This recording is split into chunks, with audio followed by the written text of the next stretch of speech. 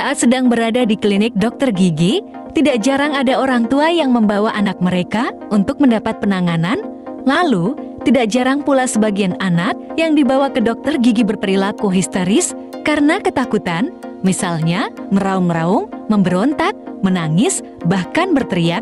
Tentunya, kondisi itu bisa membuat pasien lain merasa kurang nyaman, terutama bagi orang yang sedang sakit gigi dan menunggu giliran untuk ditangani oleh dokter. Menurut dokter gigi, Raffianka Calista, Mars, cara membuat anak tidak takut ke dokter gigi cukup mudah.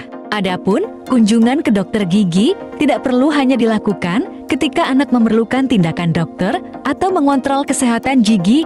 Kunjungan bisa dilakukan untuk sekadar memperkenalkan anak pada klinik supaya mereka lebih familiar. Raffianka menganjurkan untuk sejak dini mengedukasi anak dan membiasakan diri ke dokter gigi. Hindari datang hanya ketika gigi anak sakit atau gigi perlu dicabut, sebab kunjungan ke dokter gigi akan diasosiasikan dengan pengalaman negatif. Saat sedang berada di klinik dokter gigi, tidak jarang ada orang tua yang membawa anak mereka untuk mendapat penanganan. Lalu, tidak jarang pula sebagian anak yang dibawa ke dokter gigi berperilaku histeris karena ketakutan, misalnya meraung-raung, memberontak, menangis, bahkan berteriak.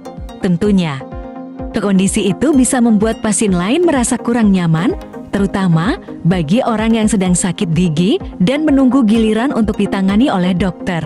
Menurut dokter gigi, Raffianka Calista, Mars, cara membuat anak tidak takut ke dokter gigi cukup mudah. Adapun kunjungan ke dokter gigi tidak perlu hanya dilakukan ketika anak memerlukan tindakan dokter atau mengontrol kesehatan gigi. Kunjungan bisa dilakukan untuk sekadar memperkenalkan anak